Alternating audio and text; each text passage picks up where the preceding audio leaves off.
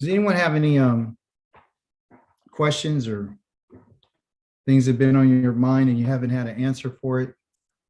Something you've been searching out? You don't quite understand something? Does anyone have any I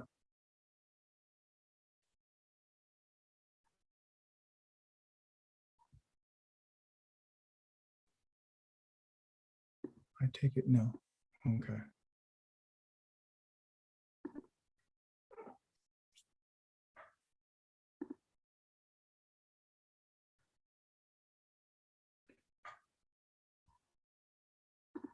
You can see my screen. Record wants to get in.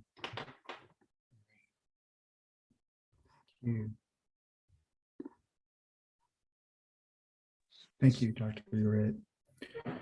All right, here we are. I think what's fitting for us tonight in terms of a discussion, I mentioned earlier to you what Yahweh's intentions are in terms of destroying the gods. It's one of the reasons why Yaakov had asked his children to get rid of their gods. Our family, which are the sons of Israel, which you and I are descendants from, are not perfect people. They've always had a problem, even to this day, with idolatry.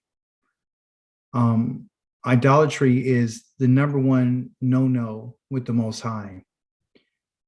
When you think about the Torah and you think about the judgments, and you think about the set apart times in which the Creator's asked us to come meet with him, more specifically 3 times a year for all the males to appear before him, is because he's interested in continuing this relationship with us to let us know that he is with us, when we are with him, And he wants to remind us about everything that he's done for us, okay? I want to share with you in Yirmiyahu chapter number 10, verse number 1, it says, "Hear the word of Yahweh speaks to you, house of Israel." That means all 12 tribes.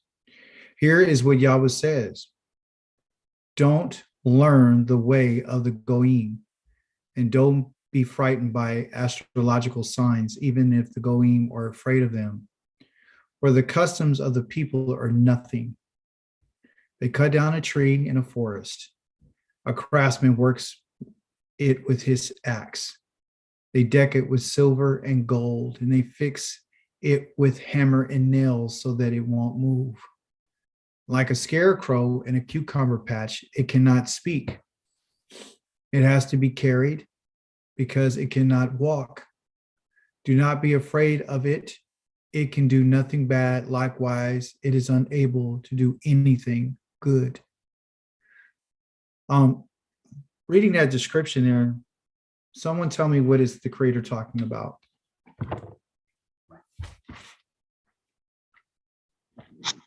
Sounds like he's talking about the Christmas tree. Bingo, Koti. He's talking about the Christmas tree. Why do you think that he said that it can't do anything to you? It can't speak. It has to be carried. It can't walk. So he says, don't be afraid of it. Because it's an idol. Nothing bad. Huh? Because it's an idol. It's an idol. So he's letting the house of Israel know that, as you can see from what he said, is that they actually believe that trees, statues, images, idols, teraphim, trinkets, little things like that. They believe that that has power. They actually ascribed a lot of their worship to the gods of the other peoples around them, the other nations. It's the nations that Yah is trying to separate us from. That's who he's trying to separate us from. The behaviors that we have, as you saw in our Torah portion this week, with Reuven and Shimon and Levi and Yehuda and all the way down, as you can see that we are a troubled people. We're people who are willing to commit murder. We're people who are willing to lie. We're people who have hatred. We are a people that do things that ought not to be done.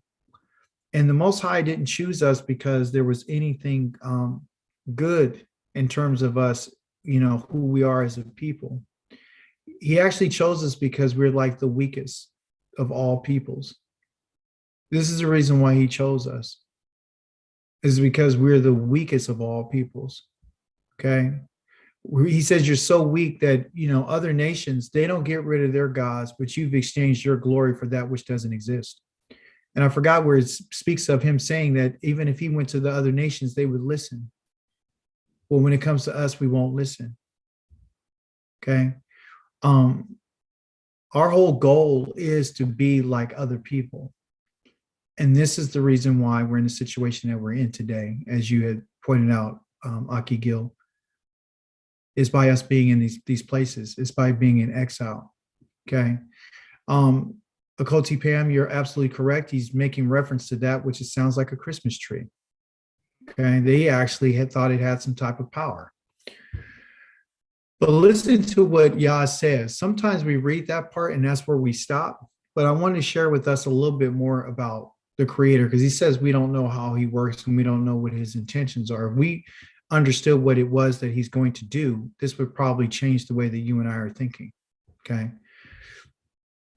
He says, there is no one like you, Yahweh.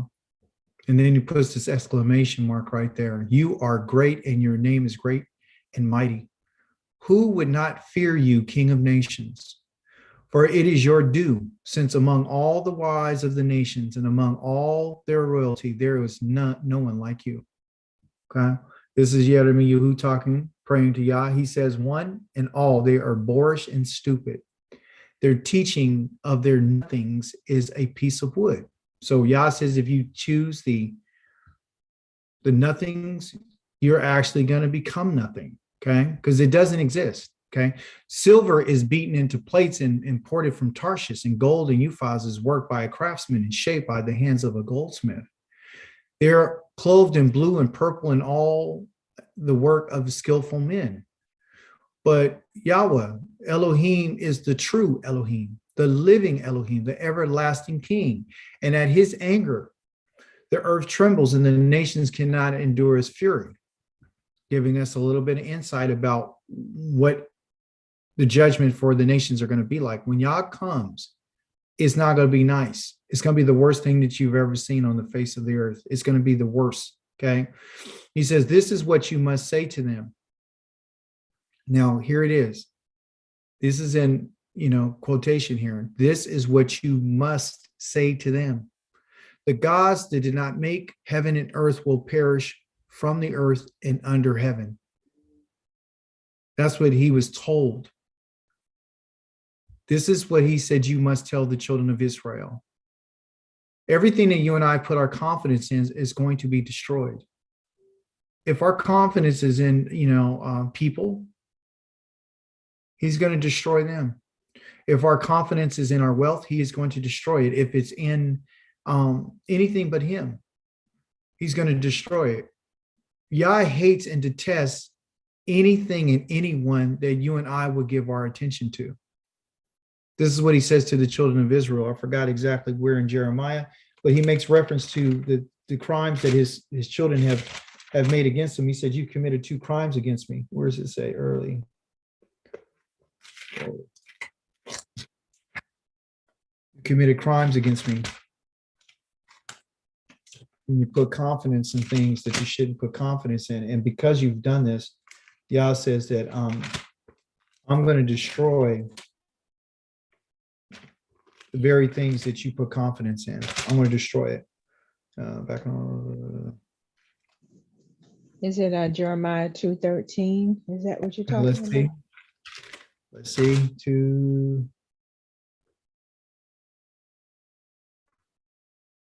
You will be exalted back. That's a good one right there. But remember, he said that you guys have committed these 2 crimes against me. And the 2 crimes were that you have, it might be in 9, where he says that you guys have done some things.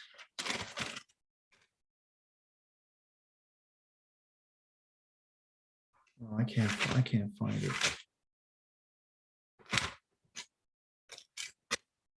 I wanted to share that with us. Maybe he doesn't want me to share it at this moment.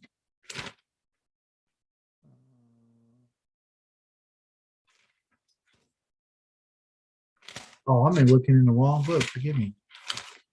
That's why I didn't see it. You said 2:13 in Jeremiah? I was in Isaiah. Let's see. Yes, Yeah, there you go. Yeah. Committed to evil.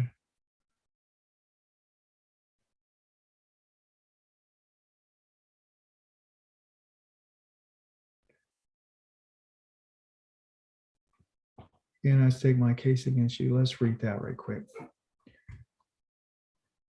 You are absolutely correct, Coach E.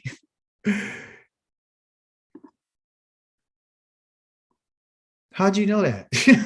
I'm just tripping. How'd you know that? Oh, I just asked Google. Oh, I'm thinking you on it. Okay. There you go. I need to be smart like that. For my people have committed two evils. Okay. Number one, they have abandoned me. Okay. The fountain of living water. And they dug themselves cisterns, broken cisterns that cannot hold water. Okay. And then he's going to talk about these cisterns. He says, the question is Yisrael a slave born as servdom? Question, is that true? Was Israel a slave? Was he born into servitude? Was he born as a slave? Yes. No. What do you mean, us or the person? No, is your? the first person, Yisrael. Yeah, our father. Oh no. Mhm. No, he wasn't. Right. So Yisrael wasn't born as a slave. He wasn't born in servitude. And then it asks the question, if not, then why has he become plunder? And we've read in Isaiah that he says, I'm the one who's caused the plunder. I'm the one who's brought plunder to Yisrael. I'm the one who's, keep that in mind. I'm the one who's brought plunder to them. I'm the one who has done this. I'm the one who's destroyed them. Okay. And he says, the young lions are roaring at him. How loudly they are roaring. They desolate his country, demolishing and depopulating his cities. The people of Noph and Tophanes feed on the crown of your head, which he's talking about Egypt. Okay. He says, haven't you brought this on yourself by abandoning Yahweh, your Elohim, when he led you along the way? If you go to Egypt, what is it in what's in it for you? Drinking water from the Nile? Remember, he said that you've abandoned living water. You've abandoned me. I'm your living water. I'm the one who brings water to you, right? I'm the one, meaning I'm the one who brings life to you. Okay. I'm the one who refreshes you. And he does that through the teaching. Okay. And they're supposed to go to him for refreshment. They're supposed to go to him for the teaching, but they're not. They're going to the Egyptians. And then he says, if you go to the Ashur, what is in it for you? Drinking water from the Euphrates River. So he gives these two rivers, one to the Nile, okay, and the second to Euphrates, talking about to drink from them, meaning to obtain wisdom, assurance, security, protection. He said, your own wickedness will correct you and your own backslidings will convict you. You will know and see how bad and bitter it was to abandon Yahweh, your Elohim, and how the fear of me is not in you.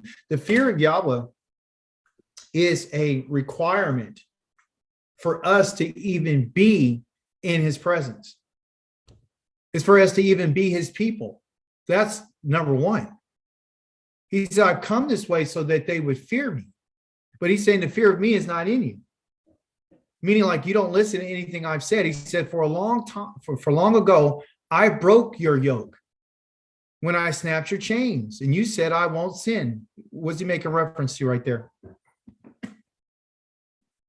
When did he break the yoke and he snapped the chains and we said, I won't sin? When did Israel say that? Mount Sinai. There you go. On Mount Sinai. When Yah broke the yoke off their neck, why did he break the yoke off the neck? What's the purpose of breaking the yoke off someone's neck? So you can be free. They can be free. And if you have a yoke on your neck, Is your head up or is your head down? I think it's down. Your head's down. So the moment that he breaks this yoke, that's the moment that you're able to stand upright. Yah's purpose is to break the yoke off the neck so you and I can stand upright. That's why he did it. And they said, we won't sin. He says, yet on every high hill, under every green tree, you sprout and prostituted yourself. But I planted you as a choice vine and a seed fully tested and true. How did you degenerate into a wild vine for me? Okay, so he's given us these agricultural terms about how he's planted us and what we were to him and what have we become. So now we've degenerated into something wild. Okay, he says even if you scrub yourself with soda and plenty of soap, the stain of your guilt is still there before me, says the Supreme Master Yahweh. How can you say I'm not defiled? I have not pursued the Balaam, and meaning these other gods, and look at your conduct in the valley, understand what you have done. And then he goes on to talk about how they are a restive young female camel running here and there, a wild, accustomed to the desert, sniffing the wind in her lust. Who can control her when she's in heat? Males seeking her need not to weary themselves for mating season. They will find her. Okay. And then he goes on to talk about those things. But Yahweh says that, you guys have abandoned me. You have abandoned me. And you've rebelled against me. And I'm going to bring you to court. There's a court date that's coming. When he says, when you come to me in court, you're going to have to answer for what you've done. So Yah's looking at this as saying, listen, you guys would never, find true understanding if you abandon me and you abandon the Torah. Okay. Isaiah is where, because we asked the question, how has Israel been plundered and who has done it? In the book of Isaiah, the Creator tells us that he's the one who's caused this to happen to us. Listen what he says. 42 and 20 says this.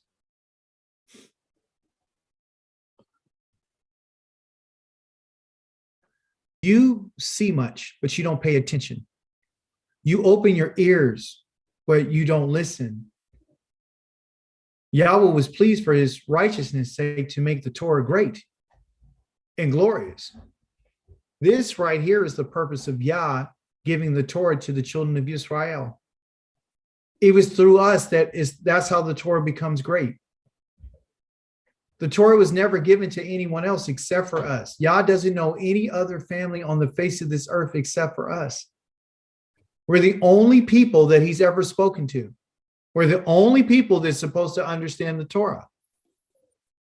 But he says this people is a people who are pillaged and plundered. When he asked the question, Jeremiah, how did they get plundered? They got plundered because why? And all trapped in holes and sequestered in prisons like we are today. They're there. They are there to be plundered with no one to rescue them. There won't be any salvation for them through any person. And that's why it hasn't been ever since we've been exiled out of our land. They're to be pillaged, and no one says return them. And he asked the question, which of you will listen to this? Who will and give heed to in the times to come? Who gave Yaakov to be pillaged? Israel to plunders? Didn't Yahweh against whom we have sinned, in whose ways they refused to walk, whose Torah they did not obey? You see? It's the Torah that they haven't obeyed. Because the Torah was meant to be glorious. And the only way that the Torah can ever be glorious is by us executing what the Torah says. This is why he poured on him his blazing anger and as well as the fury of battle. It wrapped him in flames, yet he learned nothing. It burned him, yet he didn't take it to heart. Why? After everything that we've been through as a people, why didn't they take it to heart? Who knows? I have a question. Go ahead. First off is, I think that they don't understand it. They don't understand what they're reading, and that might have to do with the language that we've learned. But my question is this, is there was a seal that was put on the book, right? And Are you making my reference, huh? which one, a seal? Yeah, and, I think it was in Daniel. Okay, but that's not the, yeah, but that's not the Torah. Okay, gotcha. There's never been, yeah, that's one of the big issues. I think you're right when you say our people don't understand, right? Okay, so say, let's ask the question. That's a great question, by the way, Gil. Thank you for that. Let's ask ourselves this question. Do you really believe that the Creator would give us something to do and not teach us how to do it? You think he would set us up for failure? No, No. You think he would say you have to understand the Hebrew language in order for you to be returned back unto me? No. No. It's based upon a person's heart. It's their mind. It's whether or not they truly want to turn to the Creator, and whether or not they have it within themselves to say that I want to do what he says. Everything that you and I are experiencing is a test. So even if they didn't know, like they don't understand the language, he said, when you're in the places that I've scattered you, right, you're going to turn back and you're going to do exactly what I'm telling you to do today. Did he say we were going to do it in perfection? No. He said that you're going to be wholehearted. You're going to turn your heart towards the Most High. You're going to think about what's happened to you, and you're going to consider his ways. And our people have, some of our people have done this and others haven't. And the reason why they haven't, everyone, is simply because they don't want to. We think it's because they've been influenced by others. But Yah says witchcraft can't even work on Yaakov. Yeah, that's in the book of Numbers. Witchcraft does not work. You cannot cast a spell on Israel. It doesn't work. Okay. If someone wanted to curse us, the only one who could curse us is Yah. That's the only one who can curse us and make it happen. Anyone else can speak some things, but it can't happen unless Yah gives it his approval. See? I honestly believe they just don't want to know. I didn't want to accept it at first. I didn't. But when you think about us as a people right now, I'll ask you a question, Gil. And I just want to see what you say. It's not a test question either. When does the New Year start for Israel? In the spring, Bib. So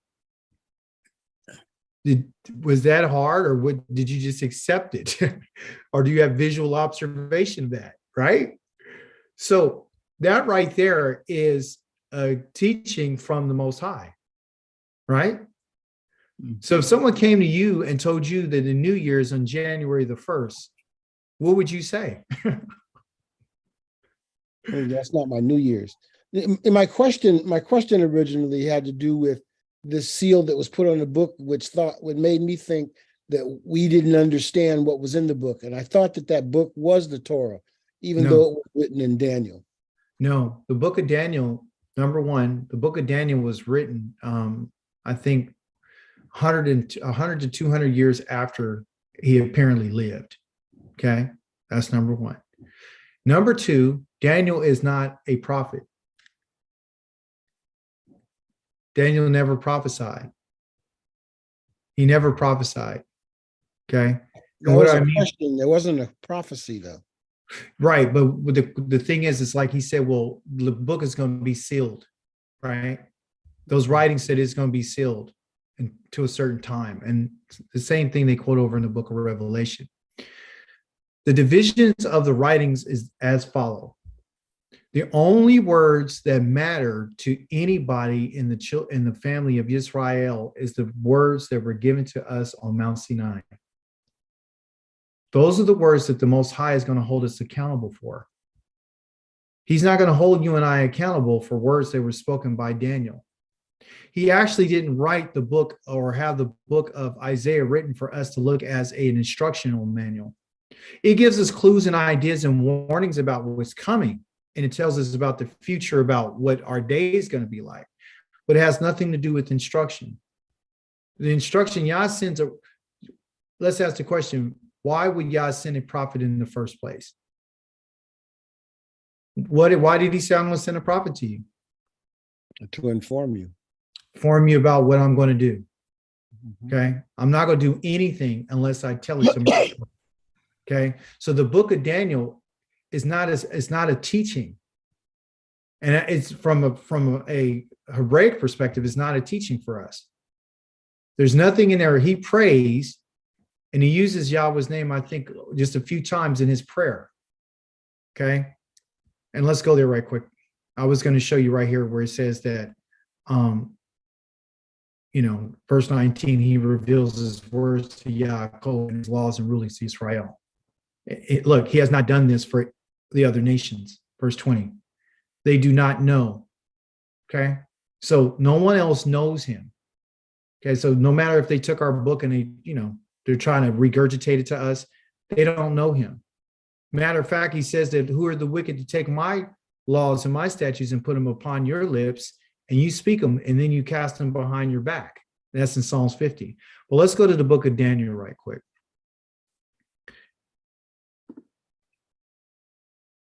Daniel does not give any instructions to the children of Israel. Okay. The book of Daniel, chapter number 9, it says, in the first year of Darius, which is they call Darius, the son of Akashvarosh, a Mede by birth, who was made king over the kingdom of the Kasdim. Okay. So here's a Mede Persian that's over the kingdom of the Babylonians, which is Kasdim. This is after they have taken over. In the first year of his reign, I, Daniel, was reading the scriptures. Okay. So let's find out what it was talking about, because this is English. So let's find out if he's talking, what is he saying? He said he's reading the scriptures. So let's find out what scriptures are. I'm not trying to badmouth Daniel. I'm just trying to put everything in its proper perspective. Because a lot of our people take this as it's going to be a teaching for us. Okay. So he said, here, wording from right to left, in the year of his first Akath, in the Lamako of his reign, I, Daniel, I need Daniel. And what does Daniel's name mean? What does Daniel mean? Don? Yah is my judge. Yes. El is my judge. Yes. Danny means my judge is El. Okay. Danny means my judge. Oh, I want to be judge. My judge. Okay. And then it is, put this in here, El. Okay. That's who my judge is. Okay. And he said, I understood, which has been, meaning I understood what? I understood the books, the Basafarim, okay? Safar, okay, or Sefer is what they would call not only books, they're called scrolls. Okay, he understood. Okay, it didn't say that he read it. He wasn't reading the scrolls. If he was going to read the scrolls, it would have been a word in front of here called kadra. And kadra, the kof, the resh, and the aleph, where you get your word wayikra, which is he called, or he read, or he proclaimed. He didn't do that. What he did is he understood the Basafarim, meaning more than one, from Mispar, from the number of years which existed the word of Yahweh to Jeremiah. So now what he's doing, Aki, Gil, is he's validating the prophet or the writings from this prophet. So he had copies. And where did he get those copies from? Didn't everyone have to write a copy? Do you remember when Jeremiah sent this guy? I forgot what his name is off the top of my head. He sent not Ezra. Who did he send? Rivka, what's the name of that guy that we used to read his books? Jeremiah sent him. What guy? What book? It was when we used to read the Apocrypha. It was a guy's name in there that they had as we would read it. And,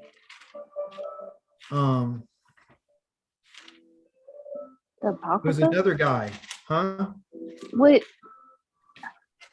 In reference to who? It was a scribe. Oh, Baruch. Yes. Thank you. Man, you got a great memory. All right. Thank you. You He was a find, scribe. You can find Baruch on the Bible Hub, by the way. Okay, Baruch was someone that thank you. Baruch is someone that Yirmiyahu sent the writings to those who were in exile in Babylon. Okay, he sent writings to them, and he told them what Yah was going to do. Okay, and so the writings of Jeremiah, praise be to the living Elohim. The writings of Jeremiah was what Daniel was reading. That's what he was reading. He wasn't reading the Torah. He was reading from a prophet. And he even says from Jeremiah, the Hanavi, which is the prophet. Okay, he has a direct object marker pointing directly to the prophet, not a prophet, the prophet. Okay, and then Navi, of course, is that word Navi, and then you got the seed, and you have what's inside. So it's the seed that's inside, and the seed inside is hidden. And so when Yirmiyahu sent something there, they were waiting for the words that Yah gave to Yirmiyahu. They were hidden, didn't come to pass till now. He was seeking the answer. He said he understood it now because he began to see what was going on. Okay. He began to see it. He said that he would accomplish, listen to this, that Yahweh would accomplish desolations in Yerushalayim for 70 years. And that's found in the book of Yirmiyahu. And I believe that's in chapter number 50. You guys, I think it's 50 or 51. You guys want to find out how long everlasting law, sheep, examine, little, okay, people of Israel, vengeance of our Elohim. Time has come for vengeance. Okay, the cup. Merit there by his power, everyone proves stupid. Yahweh's portion is not like these, your war. I believe it's in 51. Yeah, it's in 51, where Yah tells them that you're going to be in there for 70 years. Okay. So the reason, because he asked the question, well, how long are you going to be there? I want to live in a human names or animal with his soul forever when I'm reading the scroll. I'm bringing it in here and then we'll go over here. Okay. Yeah, it's for 70 years. It's in a book. It's in Jeremiah 51. Okay.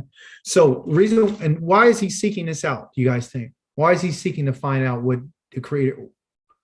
Why is he trying to understand this? Why did he mention this other king that just came, Babylonian king that was replaced by a Persian king? Why? He's just getting historical. Yes, absolutely, Dr. Yared. What it was, you guys, is that when Daniel was in Babylon, I'm going to answer your question just a second, Jeannie. When Daniel was in Babylon, okay, there was 3 invasions that happened, right? So by the time this new king comes over and he takes over, Babylon, and they got rid of the Kasdim, which is the Babylonians, Daniel was like, okay, the 70 years is up. So why are we still here? You know what I'm saying? We should be going back home. So this is what he was chasing after, what he understood. And this is the reason why he went to go seek out an answer, and he bowed his head towards Yah. Go ahead, Koti, Jeannie.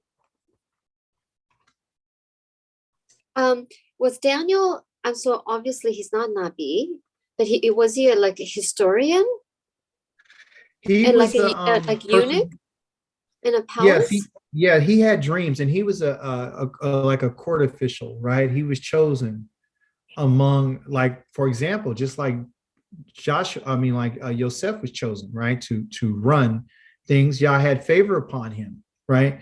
But a prophet is going to speak the words of the Creator, and it will be thus saith Yahweh, the Elohim. Daniel was an interpreter of dreams, just like Joseph. Okay. They didn't receive thus saith Yahweh or the word of Yahweh came to me or none of that. So he's classified as a prophet from a religious standpoint, from religious people. But the people who understood and knew Daniel, Daniel was like inside of the courts, and he was in the Babylonian government, and so he had a position there. And yes, right, he was a eunuch, and him and his other friends, but also too, Daniel was from the royal line of the tribe of Judah. Okay, so that's how he ended up being there, because when Babylon came and invaded Jerusalem, they took, the first time they came, they didn't destroy Jerusalem the first time they invaded. They just took a whole bunch of their people away, and they just took them out of power, like being absolute power, having autonomy, right? So then they said, okay, well, you guys won't leave somebody here. Okay, we're not going to destroy you guys. And then the person they left there, he said he's going to turn. Yahweh told him not to turn against Nebuchadnezzar. And that king, I forgot what his name, I think is Zedekiah, he did. And then Nebuchadnezzar came after that time and took stuff out of there again, right? And got rid of him and replaced him. And then all of a sudden, the last time, Yah says, that's it. I'm going to burn the place up. And he brought Nebuchadnezzar, and that was the third invasion. Hmm. So Daniel's like, I need to find out, when are we leaving out of our exile? When are we going back home? Because in the book of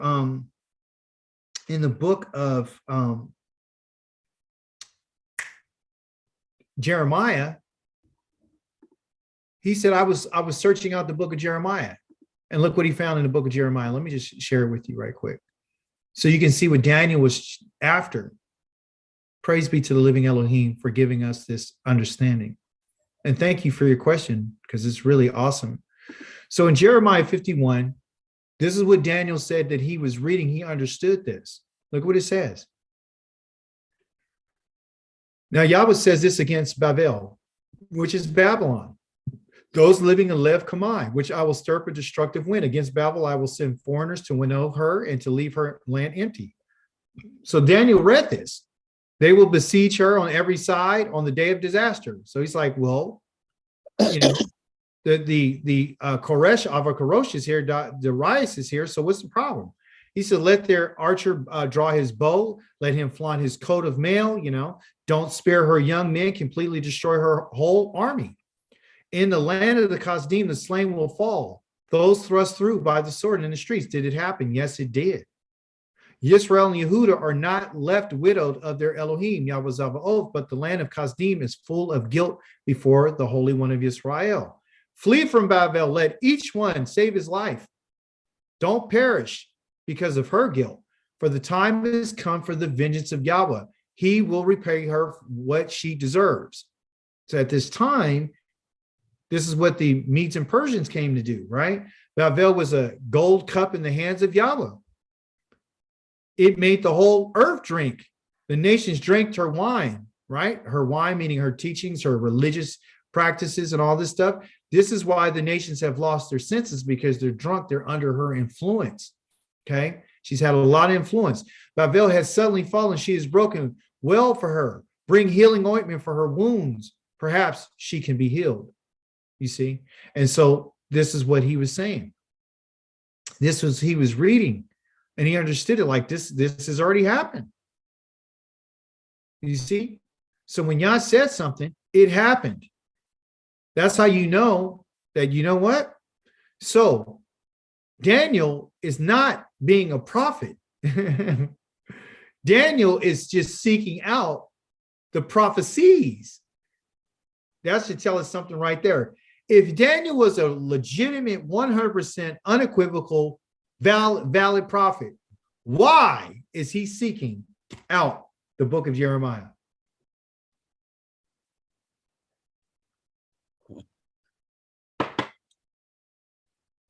because he's not a prophet. If he was a prophet, he have direct connect to Yah. He could have simply asked the Most High, and the I Most must, High would I have must given have- him information in regards, but he didn't. Okay. I must be talking about something that I honestly don't know about then, because I know Daniel is not a prophet. Yeah. And I do know that him and Jeremiah are tied up in terms of the writing. You cleared that up. I wasn't talking about the 70 years that he was waiting for. And Mm. maybe it wasn't Daniel I was talking about. It seems to me like I read a story, and it wasn't in the Tanakh, about the book being sealed. Oh, it's for in the book of time. Daniel. Yeah, well, that's what I was talking about. I wasn't talking about I thought the question was, is how come we don't know? And I think that I was referring to that book being sealed, so they don't know because we're unable to read it or understand it. I think that's what I was talking about. Okay. Well, my But I point is, learned something. yeah, even though you said that, but I was thankful for that question, because even though you said that, it's good for us to understand. Like, number one, I wanted to bring out the point to let everyone know that he is not a prophet, right? And you might agree with that, which you did. But when he said that the book is sealed, right? And it was told to him to seal the book, because it's not going to happen until such and such and such and such. And I believe that's in chapter number 12 or something in the book of Daniel. He says that. But my point was just to let us know that if he wasn't a prophet, he's reading about a prophet, and he's reading about Jeremiah's information, but also too, for him to say that anything was going to be released to our people, if it was something that was to be released, like the book is sealed, like he says in chapter number 12,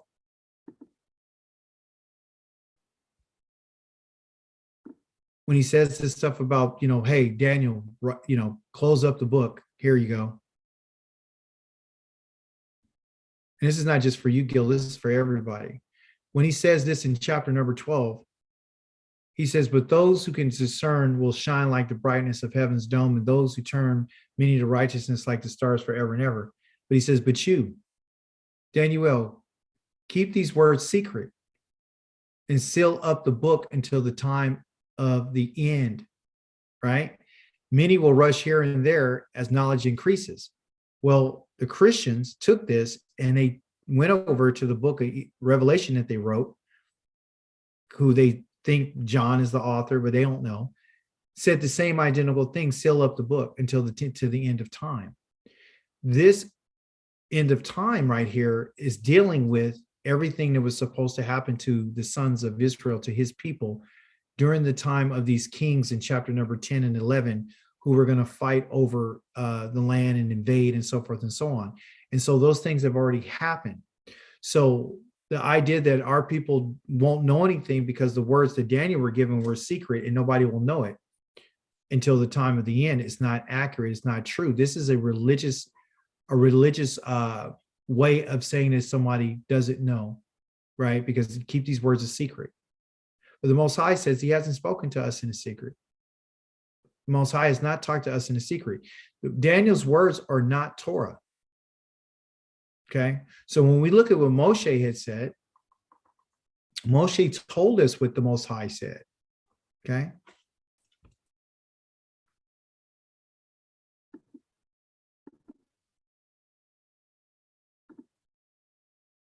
The only words that you and I need to deal with or to understand are these words. Okay.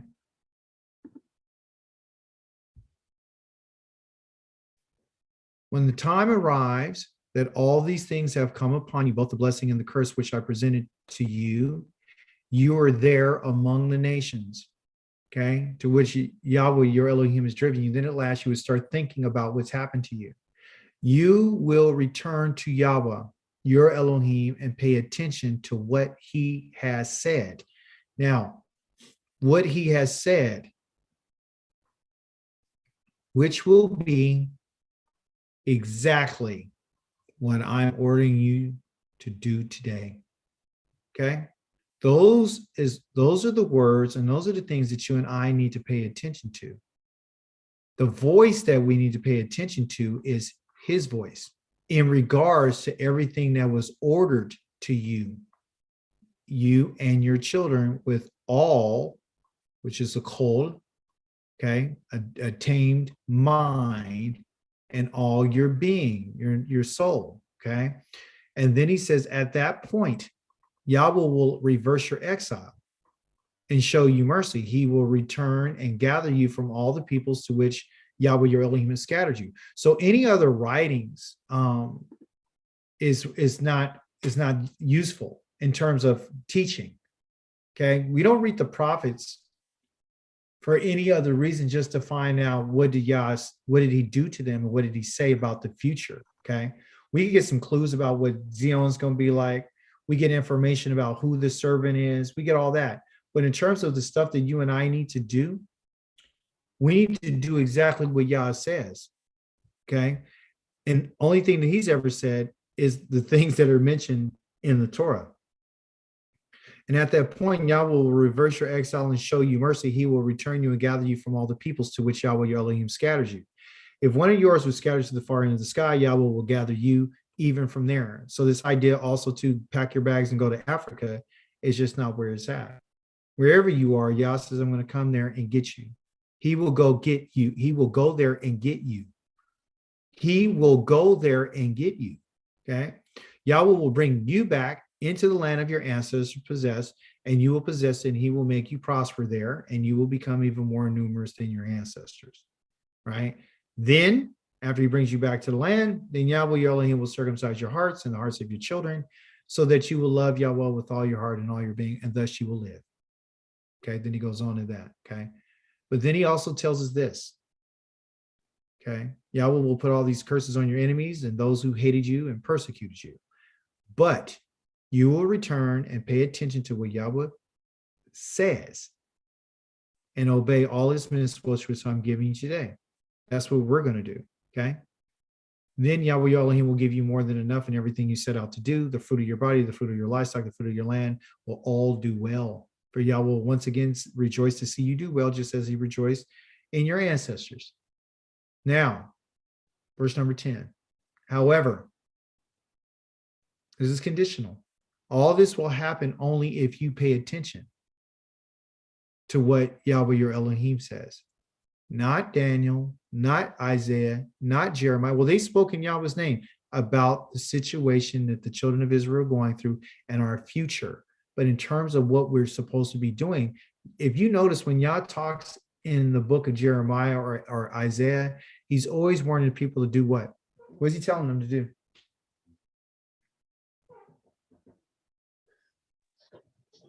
To pay attention and do what he says. I need you to do what I told you. I need you to listen to what I said. If you're not willing to listen to what I said, okay, then we're going to have a big problem. All right. So in the book of Jeremiah, just for an example right here, listen what the Most High says.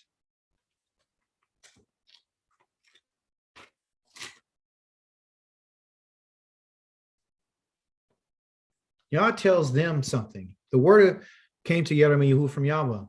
Listen what he tells this prophet to do. Stand at the gate of the house of Yahweh and proclaim this word. Listen to the word of Yahweh, all you from Yehuda and those and who enter these gates to worship Yahweh. Here is what Yahweh Zavaoth, the Elohim of Israel, says. Improve your ways and actions, and I will let you stay in this place. Don't rely on the deceitful slogan, the temple of Yahweh, the temple of Yahweh. These buildings are the temple of Yahweh. Them thinking that because the temple's here, we're never going to be out of here. Yah says, don't depend on that. Okay. But now, if you really improve your ways and your actions, all right, and if you really administer justice between people, and listen to what he tells us, Gil. He says, if you stop oppressing foreigners and orphans and widows, well, where's that found at? That's found in Exodus, which is Shemot, chapter number 22, where he says, if you do any to a foreigner, orphan, or widow, I will deal with you. And a little harsher than what I said. He said, I'll kill you. Okay.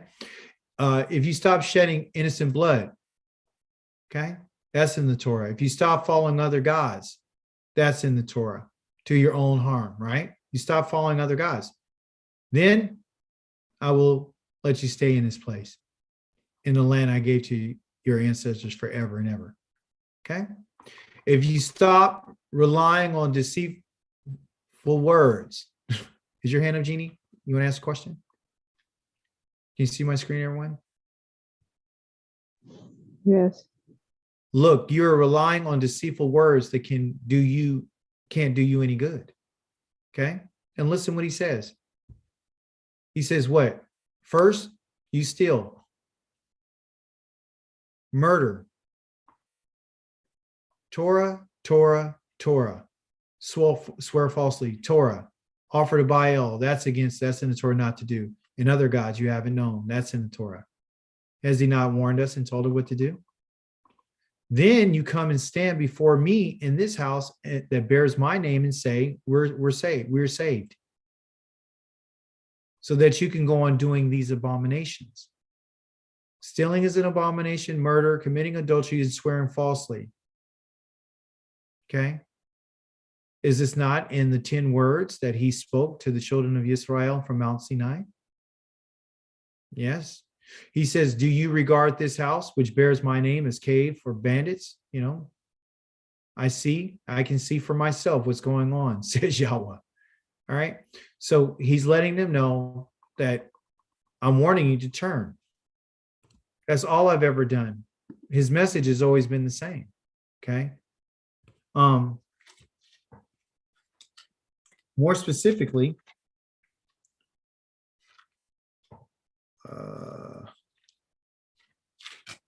he gets very clear on 11.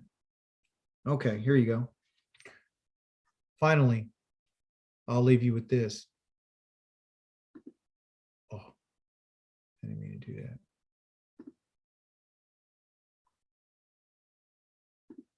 Listen to what he says. Here is the word that came to Yirmiyahu from Yahweh. Listen to the words of this covenant.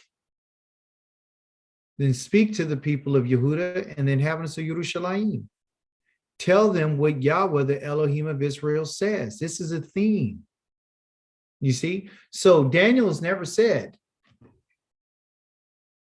this is what Yahweh says, or the word of Yahweh has come unto me. This is what Yahweh says. A curse on anyone who does not pay attention to the words of this covenant. He tells us this in Deuteronomy chapter number 27. If you don't uphold the covenant that the words are spoken, you're cursed. He says, which I enjoined on your ancestors at the time that I brought them out of the land of Mitzrayim, out of the iron smelter. I said, what did he say? Listen to my voice. That's the only thing he's ever asked us to do, and carry out all my orders. Then you will be my people,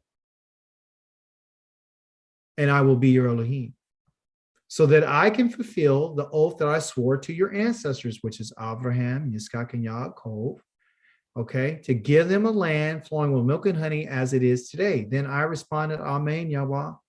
Yahweh said to me, proclaim all these words in the cities of Yehuda and the streets of Yerushalayim. Listen to the words of this covenant and obey them. For I solemnly warned your ancestors at the time when I brought them out of the land of Mitzrayim, even unto this day. I have frequently warned them, listen to my voice. So the voice that he's speaking of here, of the one of warning, he said, I've warned your ancestors. That's what a prophet is supposed to do, to tell them, give them a warning and let them know, hey, this is what it is, but you should return back to my voice. But if they haven't listened, and what is his voice? Who does he use to speak to us? He speaks to the prophets. The prophets are the ones who are supposed to declare the voice of Yahweh. That's who we decided to use. They are the medium that we used to speak to him because we didn't want to hear his voice anymore because we were afraid. He says, but they haven't listened. They have not listened or paid attention like we have in Deuteronomy 30. Instead, each one has lived according to the stubbornness of his own evil heart. For this is the reason I have brought upon them all the words of this covenant, which I ordered them to obey, but they did not obey. You see? And then Yahweh said to me, the men of Yehuda and the people living in Jerusalem have formed a conspiracy. Then Yahweh said to me, listen, they have returned to the sins of their ancestors, again, who refused to hear my words. It's about his voice, it's about his words. They have gone after other gods to serve them. The house of Israel and the house of Yehuda have broken my covenant, which I made with their ancestors. Therefore, Yahweh says, I'm going to bring on them disaster, which they will not be able to escape. And even if they cry to me, I will not listen to them. Then he goes on to talk about what's going to happen to them. Okay. And then he also tells Yeremi Yehu, don't pray for this people. In verse 14, don't cry on their behalf because I won't listen to them when they cry to me because of their troubles. You know, what right does my beloved have to be in my house when she's behaved so shamelessly with so many? Meaning she's offered herself as a prostitute. She's been a whore. And now she's in his house doing it. He says, I got to get you out of here. Offering consecrated meat can no longer help because it's when you're doing evil that you're happy. And then he goes on and say what it is. Okay. So the point is that Yahweh is the one who is going to let us know that if you're not going to do what I say, if you're not going to listen to what I say, I'm not going to listen to you. So the words and the voice of Yahweh, okay, in terms of instruction, okay, let me ask you a question. The Torah itself, does it give warnings too?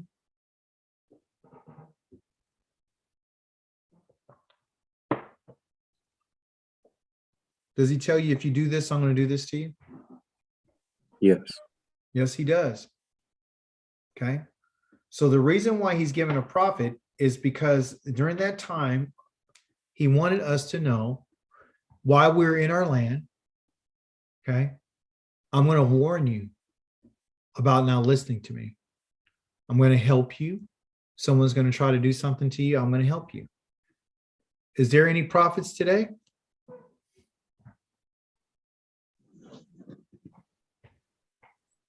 Is anyone hearing from Yahweh? No. No. But we do have prophets, don't we? There are So who people does that- Yah want us to listen to? that Who did? Torah. Yeah, he Yeah. tells the prophets to tell them what Moshe said. The message has always been the same. The message has never been different. And we don't know that. We've been religified. So he's like, you guys don't know this, but I'm just telling it to you. The prophets are only there to tell you what Yahweh says. So there is no other prophet that shall come even after him. He said, even if somebody did come and they said something and it came true, and I'm just testing you to find out whether or not you're going to listen to what I said. And that's the problem with our people, Gil. They don't want to listen to what the Creator says. They don't want to hear his voice. If a prophet or someone who gets a message while dreaming arises among you, and he gives you a sign or a wonder, and the sign or wonder comes about as he predicted when he said, let us follow other gods, which you have not known, and let us serve them, you are not to listen to what that prophet or dreamer says. For Yahweh, your Elohim, is testing you in order to find out whether you really love Yahweh with all your heart and all your being. You're to follow Yahweh, your Elohim, fear him, singular, obey his, singular, mitzvot, listen to what he, singular, third person, says, and serve him, singular, and cling to him, singular. And that prophet and dreamer is to be put to death because he urged rebellion against Yahweh, Elohim, who brought you out of the land of Mitzrayim and redeemed you from a life of slavery in order to seduce you away from the path Yahweh, your Elohim, orders you to follow. This is how you rid the community of this wickedness. And then, of course, if your mother, the brother, the son of your mother, your son, your daughter, your wife, whom you love, your friend, who means so much to you as yourself, secretly tries to entice you to go and serve other gods, which you have not known, neither you nor your ancestors, gods of people surrounding you, whether near or far away, anywhere in the world, you're not to consent. You're not to listen to him. You must not pity him or spare him. You must not conceal him. Rather, you must kill him. Your own hand must be the first on him in putting him to death. And afterwards, the hand of all the people. And he says, this is how you get rid of this stuff. Okay. So Yah wants to get rid us of this, but he sends people to test you to find out whether or not you're going to listen to what he says. It's always about what did the Creator say in the Torah. That's what it's about. You know, we read the Psalms because you find out what it is going to be in the, you know, for us in the end, you know, some encouragement and so forth and so on. But ultimately, you got to listen to what Yahweh has said. And to one last little hit before we go. It says this, and just keep this in your mind.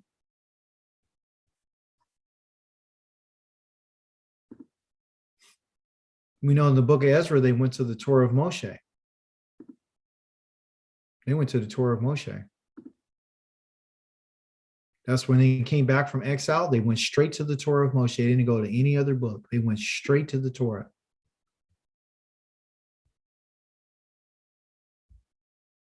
Listen what Jeremiah says, Yeremiyahu.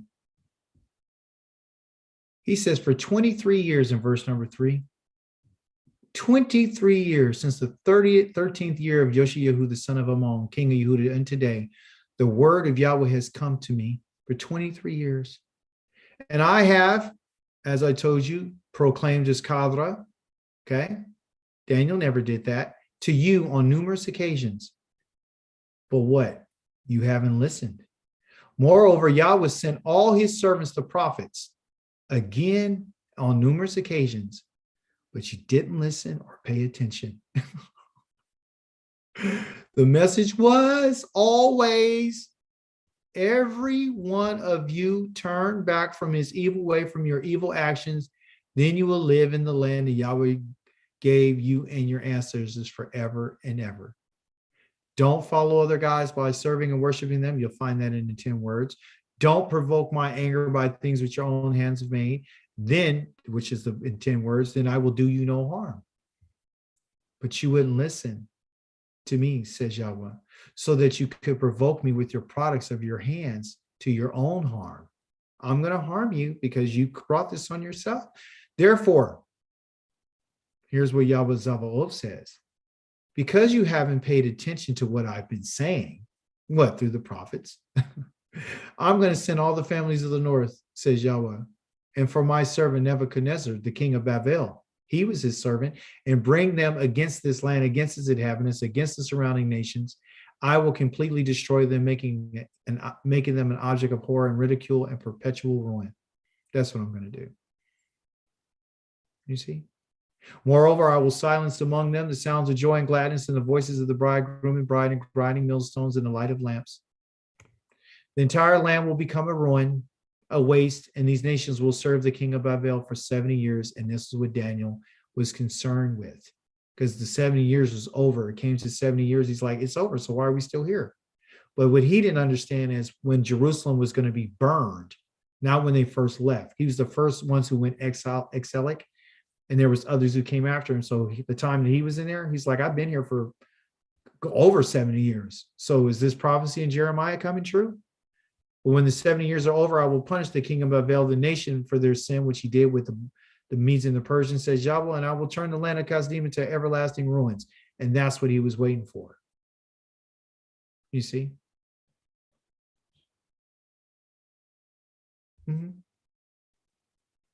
Yeah.